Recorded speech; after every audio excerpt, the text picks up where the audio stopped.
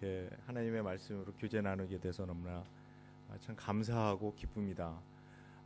예배 드리는 가운데 제 마음에 참 뭐라 그럴까 이렇게 은혜 받았다 그럴까 참 사실 미국에서는 이런 곳에 이렇게 아름다운 교회가 있는지 정말 저도 몰랐고 많은 분들이 모를 것입니다.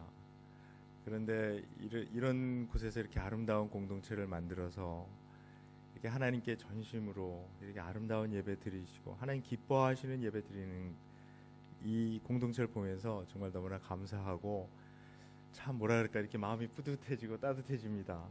이럴 때 조심해야 됩니다. 왜냐하면 설교자가 이렇게 이런 마음이 들게 되면 말씀을 계속 한없이 전하고 싶은 그런 위험이 있습니다.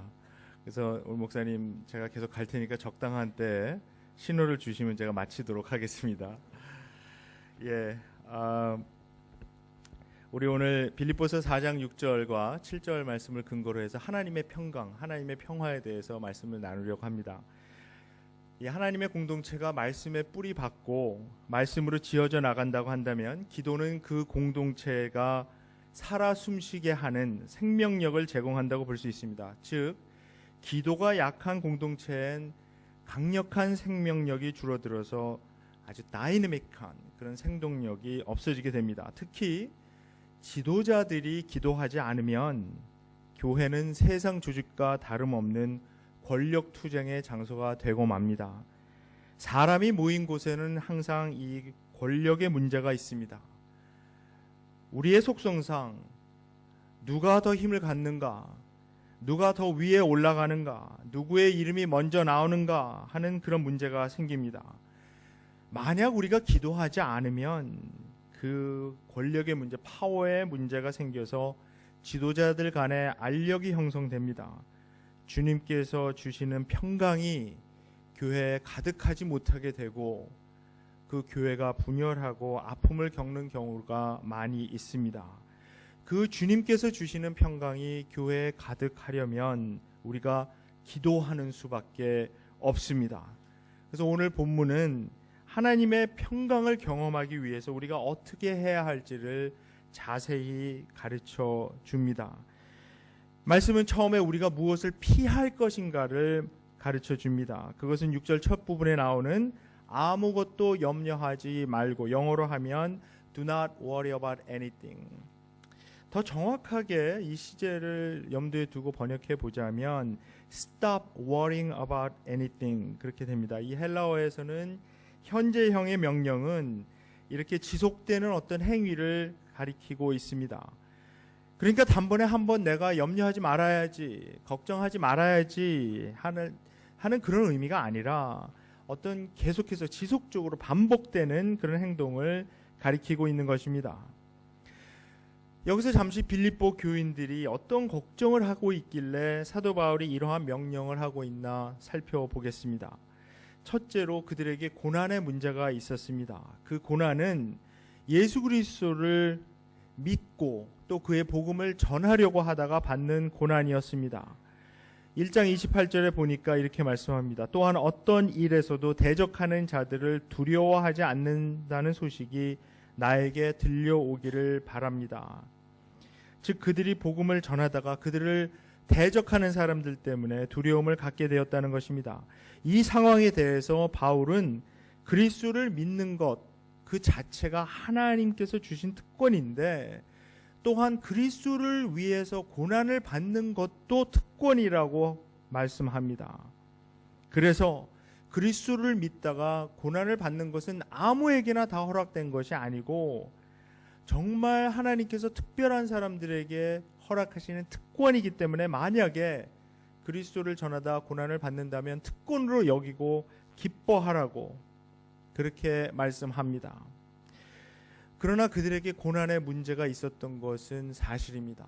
그래서 걱정과 염려가 이 공동체 안에 있었습니다. 둘째로 이 공동체 내부에 한 마음으로 뭉치지 못하는 문제가 있었던 것을 우리가 본문을 통해서 볼 수 있습니다.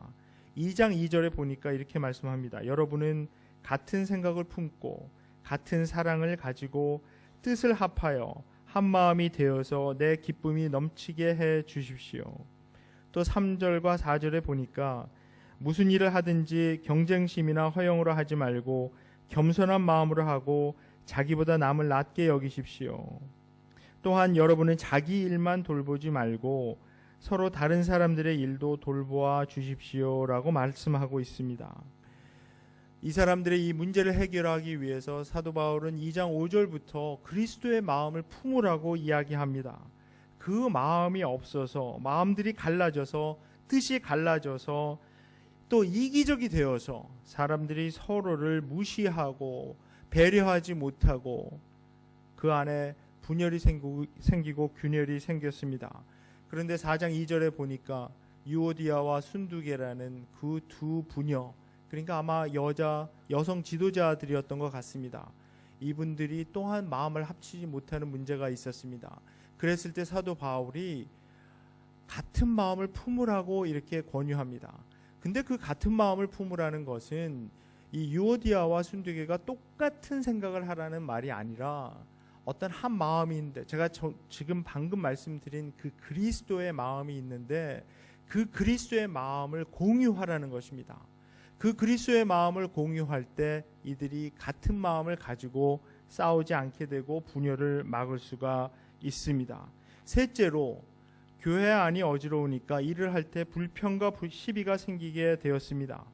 그러다 보니 말씀에 대한 확신도 없어지고 구원에 대해서 의심하는 분들도 생기게 되었다는 것입니다. 그래서 바울은 2장 15절에 이렇게 말씀합니다. 생명의 말씀을 굳게 잡으십시오. 생명의 말씀을 굳게 잡지 못하면 이 모든 것들이 무너지게 되는 것입니다. 그래서 사도 바울은 3장에서 계속해서 뒤에 있는 것은 잊어버리고 앞에 있는 것을 향하여 목표점을 바라보고 달려가라 라고 이렇게 말씀하고 있습니다. 이러한 여러 사정 때문에 아마 이 교회에는 기쁨이 사라졌던 것 같습니다. 바울 자신은 감옥에 지금 갇혀 있지만 그에게는 그리스도께서 주시는 기쁨이 넘쳐 흘렀습니다.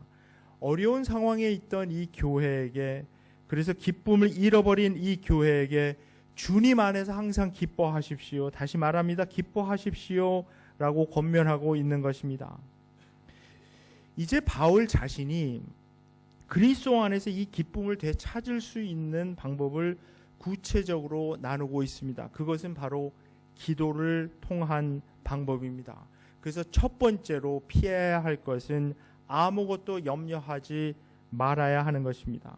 두 번째로 이제 그러면 무엇을 해야 할 것인가를 말씀하고 있습니다. 그것은 아주 간단하게 이야기하면 너희 구할 것을 하나님께 아뢰랍니다. 즉 기도해야 한다는 것입니다. 그런데 우리가 이 구절을 자세히 들여다보면 아주 이 기도하는 방법에 대해서 상세하게 말씀해 주고 있습니다. 첫 번째, 사도 바울은 여기서 기도에 관련된 세 가지 단어를 사용하고 있습니다. 기도, 간구, 감사함, 이 세 단어를 다른 용도로 사용하고 있는데 먼저 기도에 대해서, 기도라고 하는 이 단어에 대해서 살펴보겠습니다. 이 단어는 기도를 나타내는 가장 기본적인 단어입니다. 그런데 이 단어 자체, 이 프로스케이라는 말 자체가 갖고 있는 의미는 사실 경배와 찬양입니다. 시편에 나오는 많은 기도들이 경배와 찬양으로 시작하고 있는 것과 마찬가지로 우리가 기도를 시작할 때 하나님께 드리는 경배와 찬양으로 시작합니다. 그래서 우리가 어떤 고난을 당하거나 또 도저히 풀 수 없는 어떤 문제에 부딪혀서 너무나 큰 부담을 갖고 주님 앞에 나와서 걱정에 짓눌려 있는 상태로 기도할 때 우리는 하나님께 그 문제들을 해결해 달라고 성급하게 기도할 때가 많이 있습니다. 그러나 그것은 성경적으로 보면 맞는 방법이 아닙니다. 우리가 하나님께 우리의 구체적인 기도 제목을 올려드리기 전에 우리는 먼저 하나님을 경배하고 찬양해야 합니다. 이 순간만큼은 우리가 정말 아무것도 염려하지 말고, 그러니까 우리의 문제에 사로잡혀 있지 말고 그것은 일단 내려놓고 잊어버리고 먼저 하나님의 임재하심으로 그 임재 안으로 깊숙이 들어가야 합니다. 우리가 갖고 있는 문제들로 기도가 성급하게 시작되는 것은 우리가 기도드리는 맞는 방법이 아닙니다. 일단 먼저 하나님과 대면해야 합니다. 하나님과 페이스 투 페이스 마주 앉아야 합니다. 그래서 이 프로스케이로 번역되는 이 기도라는 말 안에는 얼굴과 얼굴을 맞댄다는 말이 근본적으로 들어가 있습니다. 하나님께서 가장 듣기 원하시는 우리의 기도는 찬양과 경배입니다. 하나님께서 하나님 되심을 인정하고 하나님의 이름을 높여드리는 것이 우리 기도가 시작되는 것입니다. 기도의 근본적인 의미는 우리와 하나님과의 대화입니다.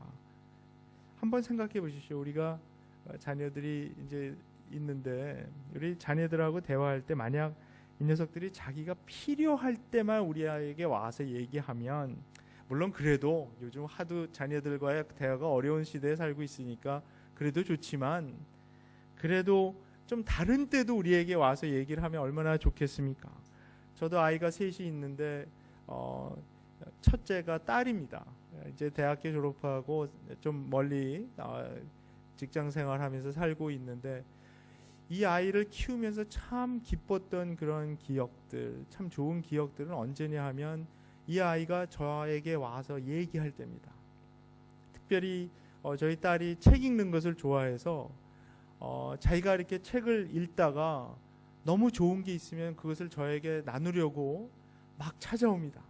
제가 공부하고 있는 방에 들어와서 막 자기가 읽었던 이야기, 그 책 이야기를 막 합니다. 너무 흥분돼서 하고 또 하고 막 합니다. 어떤 때는 하도 오래 해서 제가 마음속으로 나도 공부해야 된다, 나가라 그렇게 말하고 싶을 때도 있지만 그런 줄 한 번도 못했습니다.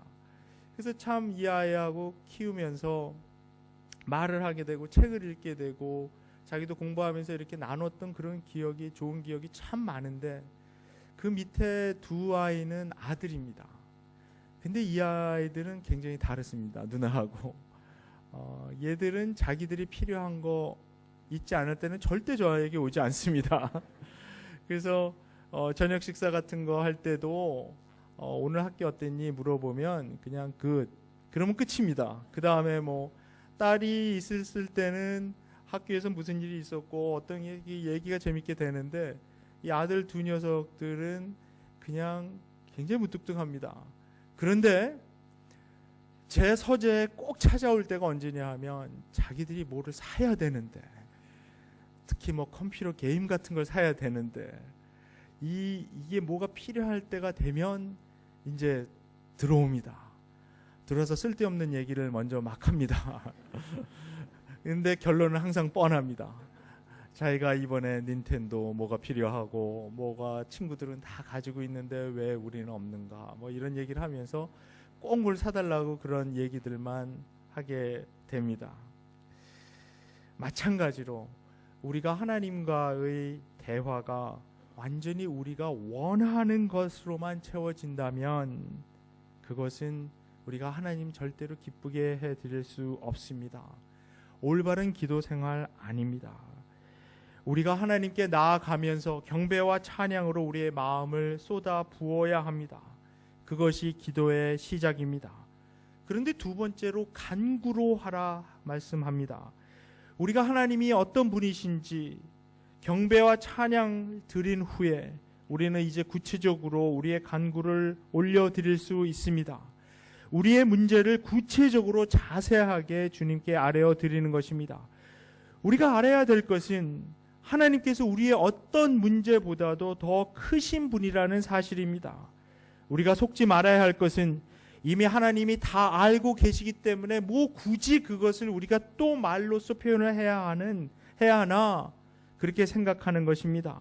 하나님께서 우리의 문제를 다 알고 계시는 것 사실입니다. 그러나 기도의 비밀은 하나님이 다 알고 계시는 것, 그것을 우리가 우리의 마음과 생각으로부터 끄집어내어 테이블에 올려놓을 때까지 하나님께서 우리를 기다리신다는 것입니다.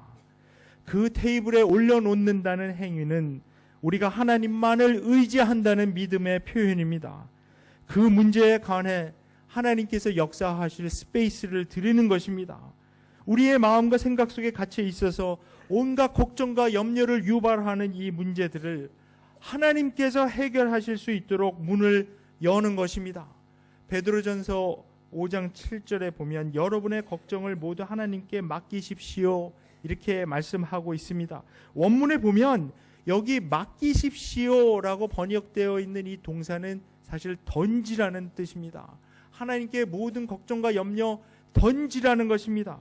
마치 우리가 테니스 칠 때 우리 쪽 사이드에 있는 우리의 공을 쳐서 저쪽 다른 사이드로 넘겨놓듯이 우리 쪽 사이드에 있는 우리의 걱정과 염려 문제들을 쳐서 하나님 사이드로 넘겨드리는 것입니다. 하나님 쪽 콜트에 떨어질 때 그 문제들이 떨어져서 하나님이 이제 비로소 받아치시게 하는 겁니다. 그래서 우리의 간구 드리는 것 중요합니다. 자세하게 구체적으로 그냥 뭉그뜨려 갖고 온 세계에 평화를 주십시오, 뭐 이렇게 기도하지 마시고 자세하게 하나님께 올려드립니다. 그러면서 우리가 하나님과 대화하는 것입니다. 셋째로 그것을 감사함으로 하라고 했습니다. 우리가 많은 문제에 휩싸여 있을 때 어떻게 감사드릴 수 있겠습니까? 그런데 가만히 생각해 보면 감사할 것이 참 많이 있습니다. 최소한 예수 그리스도를 이 땅에 보내셔서 내 죄를 용서하신 그 은혜, 그것 감사할 수 있습니다. 감사함으로 기도드리는 그 열쇠가 여기에 있습니다.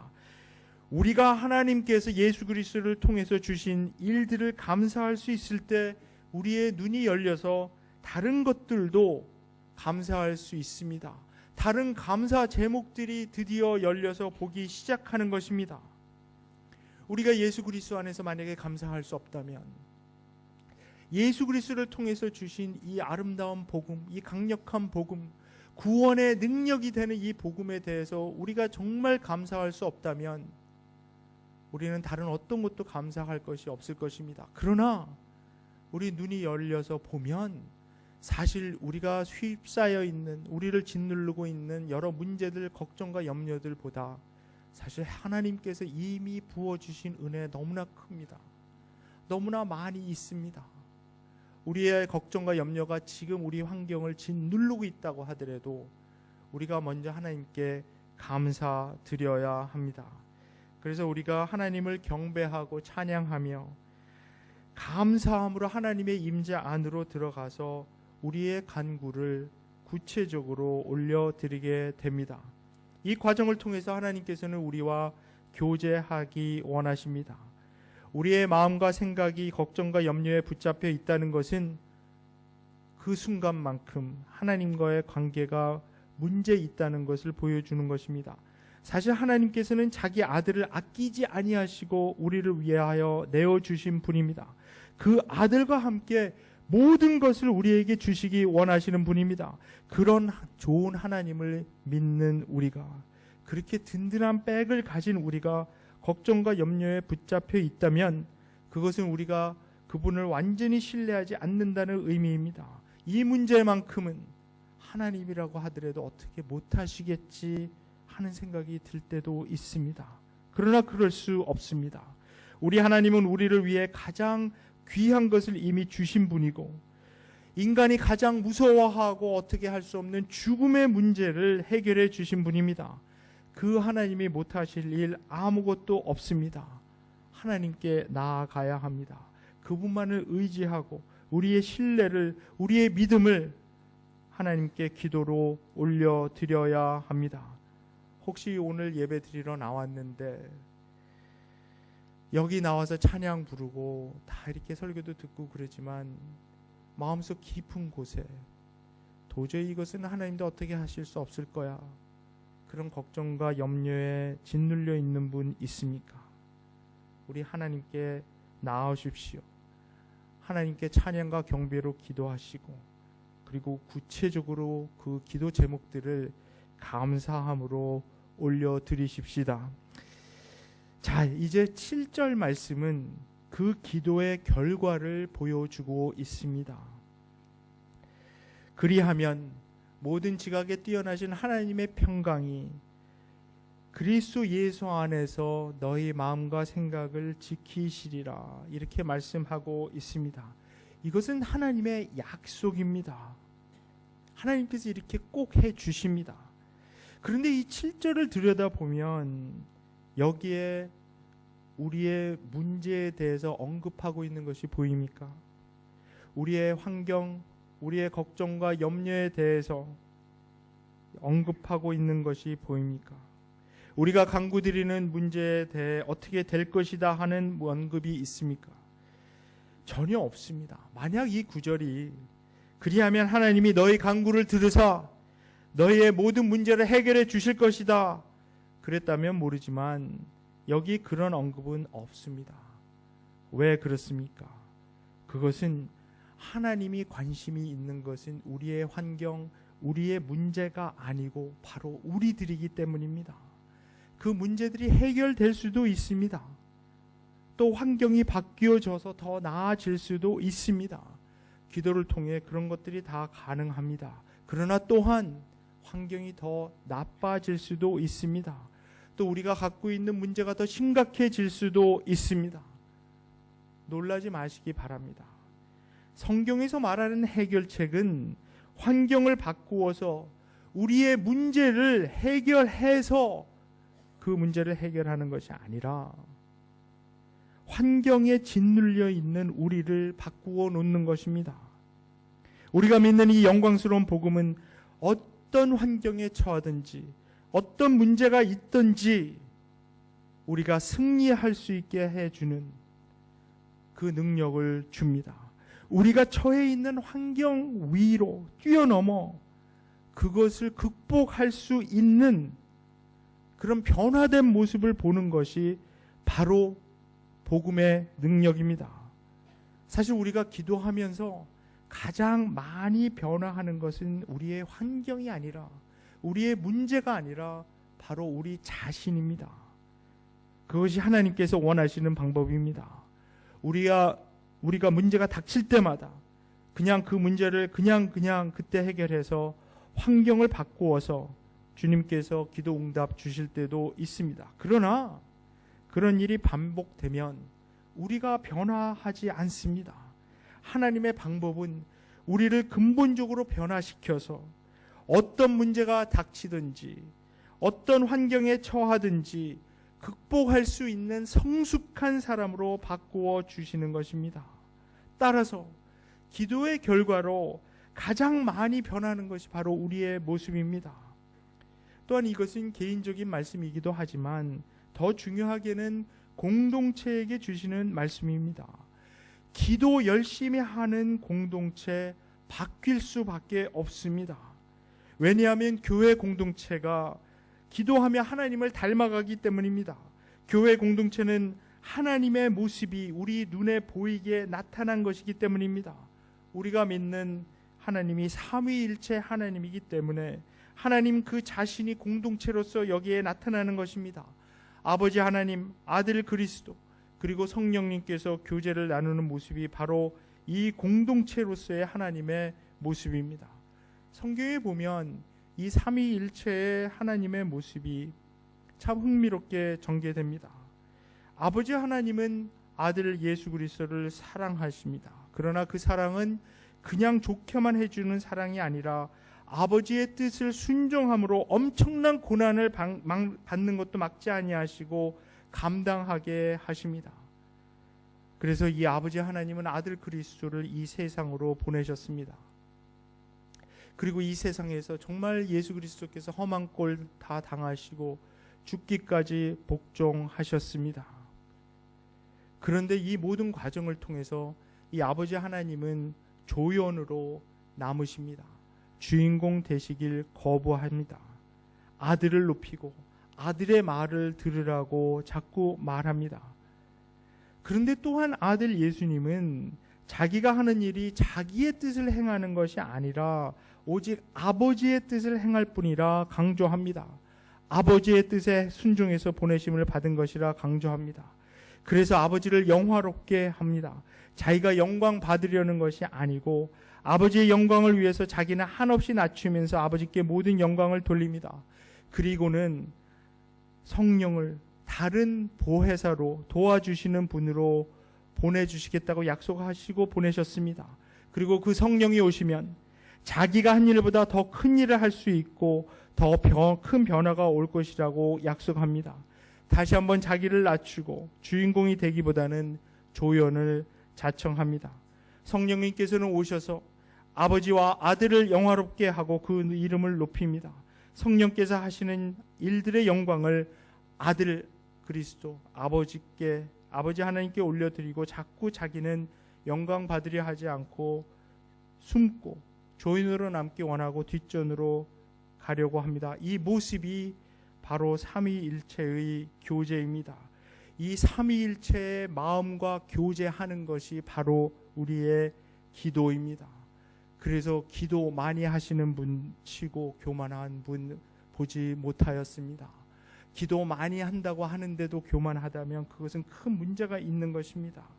이 삼위일체 하나님과의 교제를 통해 얻어지는 것이 바로 이 마음이 자꾸 우리와 접촉되어서 우리의 마음과 삼위일체의 마음이 자꾸 만나서 서로 닮아가는 것인데, 우리가 삼위일체의 마음을 담는다면 자기 영광을 구하고 자기 이름을 구하고 자기 이름이 높아지고 자기 이름이 먼저 나와야 하는 그런 마음 생길 리 없습니다. 기도에 깊이 들어가신 분 치고, 그래서 하나님의 마음과 이렇게 자꾸 접촉하시는 분 치고 자꾸 자기 영광 찾고 자기 이름 높아져서 다른 사람들 위해 군림하고자 하는 분 보지 못하였습니다. 두려운 것은 우리가 말로는 기도 많이 한다고 하면서도 이런 교만한 모습이 나타나게 될 때 정말 목회자의 한 사람으로서 저는 두렵습니다. 혹시 이분이 기도할 때 하나님의 마음과 접촉하는 것이 아니라 어떤 다른 마음하고 혹시 접촉하는 것 아닌가 두려운 마음이 들 때도 있습니다. 삼위일체의 하나님의 마음이 이 공동체의 마음이 될 때 이 공동체가 근본적인 변화를 경험하게 될 것입니다. 이 교회 안에 대접받으려고만 하는 마음들이 없어지고, 내가 어떻게 이 형제 자매들을 오늘은 내가 대접해야 하고 내가 가진 것을 어떻게 나눌 수 있을까 하는 너그럽고 풍성하고 풍요로운 마음이 이 교회 공동체 안에 생기게 될 것입니다. 그래서 그런 공동체에 누가 찾아와도 그저 넓은 마음으로, 베푸려는 마음으로, 나누려는 마음으로, 그런 마음이 가득 차는 풍성한 그런 마음을 가진 교회가 될 것입니다. 교회에 올 때 내가 오늘은 어떻게 대접받아야지, 내 이름이 어떻게 높아져야지, 내가 오늘 어떻게 여기 와서 인정받아야지, 그런 마음으로 오는 것이 아니라 오늘은 내가 어떻게 이 형제자매들을 섬겨야 하나, 내 목소리가 커지고 내 주장이 관철되어지는 것이 아니라 내가 이 형제자매들을 어떻게 섬겨야 하나, 그런 마음으로 교회에 오는 것입니다. 저도 미국에 가서 산지 30년이 넘었습니다. 어렸을 때 가서 그동안에 미국에 있는 이민교회, 뉴질랜드에 있는 이민교회는 잘 모르겠지만 미국에 있는 이민교회 사정은 좀 아는 편입니다. 그런데 이민교회 참 어렵습니다.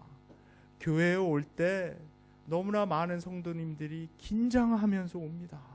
오늘은 교회 가서 상처받지 말아야지. 교회에 들어오면서 마음 단단히 붙잡고 들어오는 분들 너무나 많이 있습니다. 너무나 안타깝습니다. 왜 우리가 교회에 와서 상처를 받아야 합니까? 사랑을 받아야죠.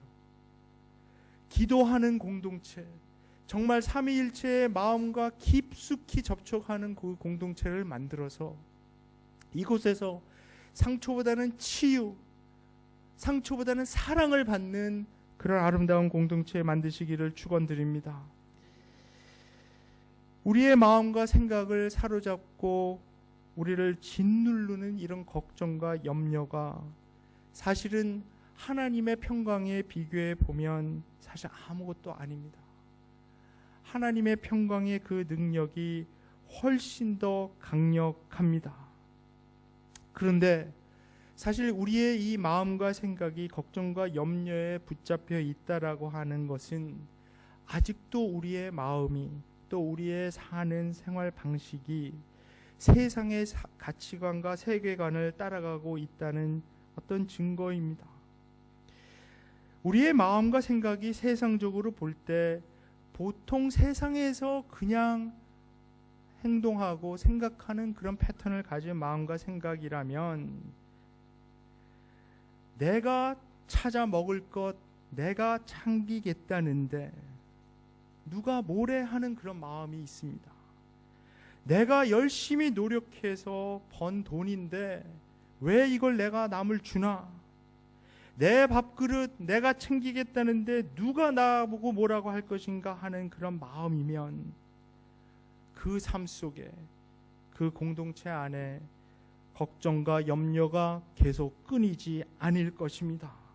왜냐하면 이 세상은 무한 경쟁 속에서 조금이라도 자기 밥그릇 더 찾아 먹고 자기가 더 차지하려는 마음으로 살아가는 그 마음밖에는 모르기 때문입니다. 그러나 우리가 예수 그리스도를 통해서 아버지 하나님을 통해서 성령 하나님을 통해서 배우는 그 마음은 자기가 챙기려는 마음보다는 주려는 마음입니다. 우리가 막아야 하는 것은 이 교회 공동체에 그런 세상의 마음과 생각이 들어오지 못하게 하는 것입니다. 이 교회 공동체에는 삼위일체의 마음, 주려는 마음, 주연이 되기보다는 조연으로 남으려는 마음, 자기를 높이고 자기를 영화롭게 하는 마음보다는 다른 사람을 위해서 사는 그런 삶, 그런 마음, 그런 태도, 그런 행동이 있는 곳으로 만들어야 하는데 그렇게 되려면 기도하는 수밖에 없는 것입니다. 하나님의 마음과 우리가 자꾸 접촉해야 그것이 가능해집니다. 오늘 말씀 마치겠습니다. 이 모든 것이 사도 바울은 그리스도 예수 안에서 이루어진다고 말씀하고 있습니다.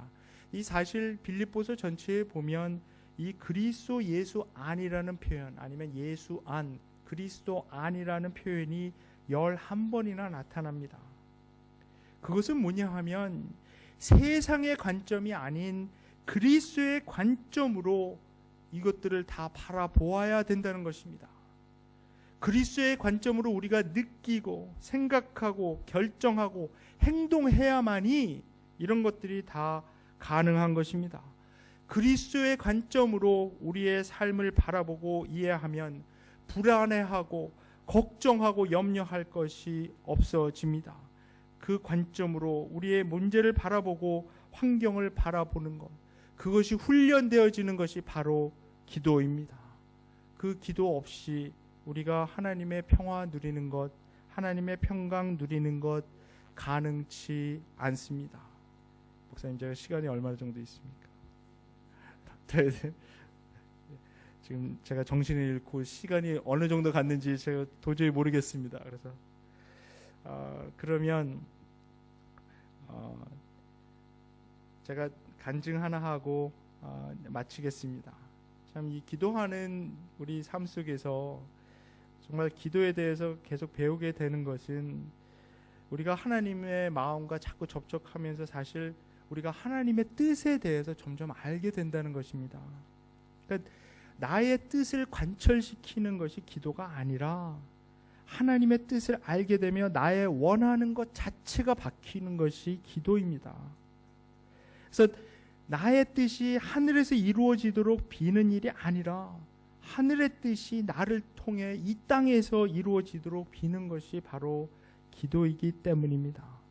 나의 집착에서 벗어나 나의 기준이나 세상의 기준이 아닌 그리스도 예수 안에서 하나님 아버지의 기준으로 살겠다고 하는 표현이 바로 기도입니다. 그래서 그 기도가 묵상으로 이어지며 행동으로 드러납니다. 그래서 기도는 행동의 언어라는 것입니다. 제가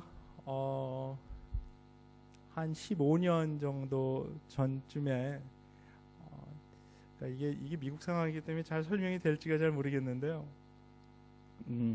제가 캘리포니아는 서부에 있습니다. 이제 그 서부에서 살았는데 그때 아이가 셋이었었는데 우리 막내가 이제 그때 1살, 2살 때 이럴 때고 근데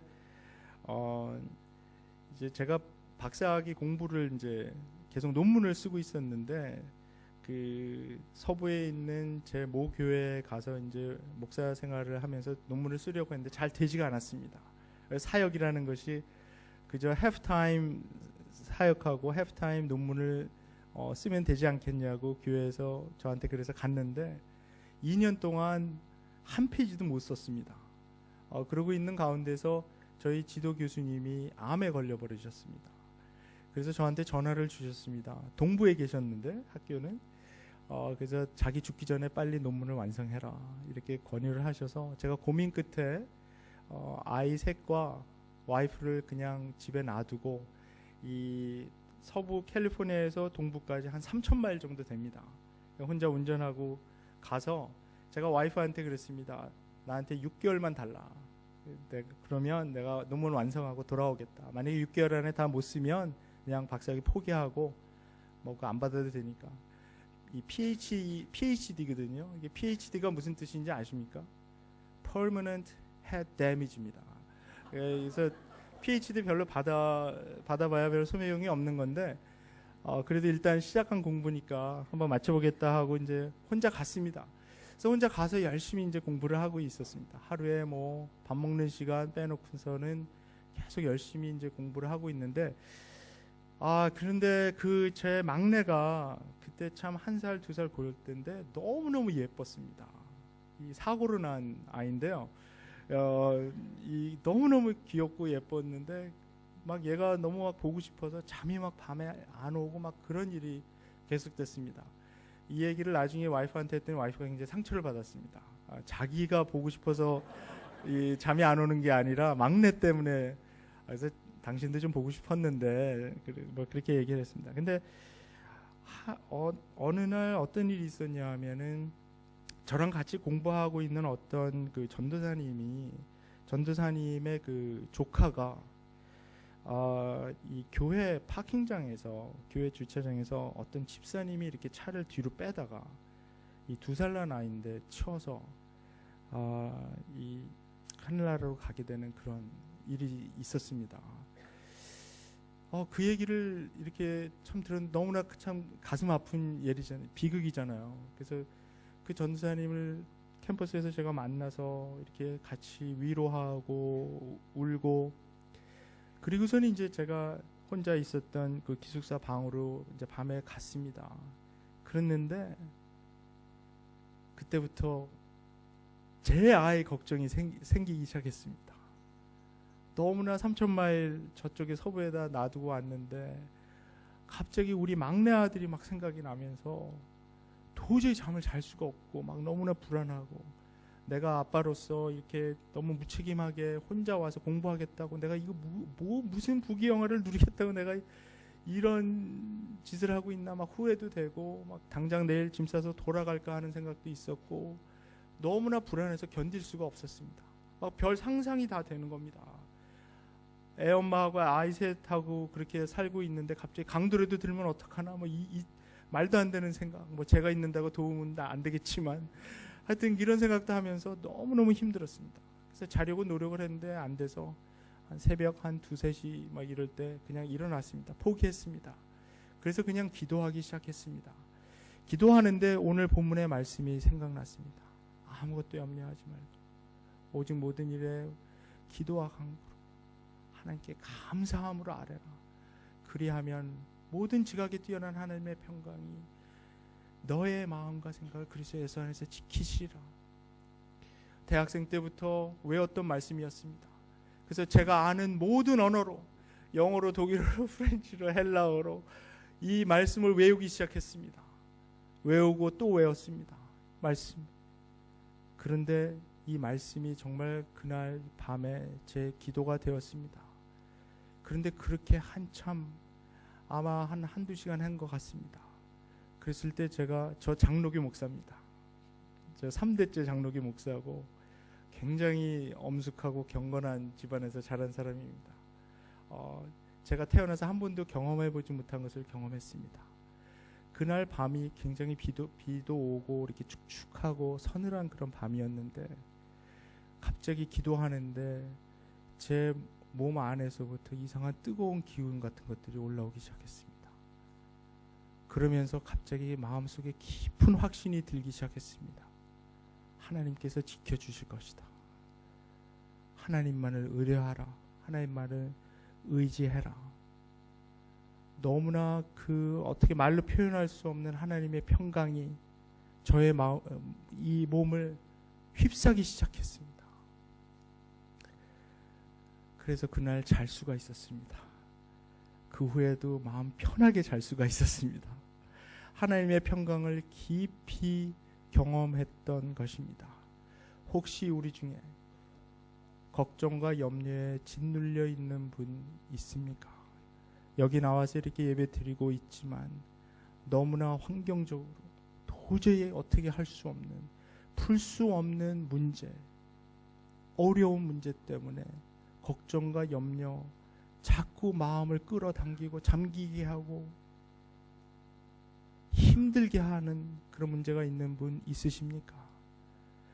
하나님만 의뢰하고 이 말씀에 의지해서 하나님께 모두 다 아뢰십시오. 그러면 하나님의 평강이 그리스도 예수 안에서 여러분의 마음과 생각을 지켜주실 것입니다. 그렇게 되는 그 복이 우리 아름다운 이 주님의 교회 성도님들 모든 분들께 있기를 주님의 이름으로 축원드립니다. 기도하겠습니다. 하나님 아버지 감사합니다.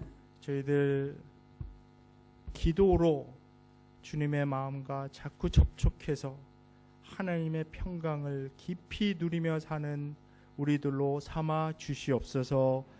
감사드리오며 예수님의 이름으로 기도합니다. 아멘.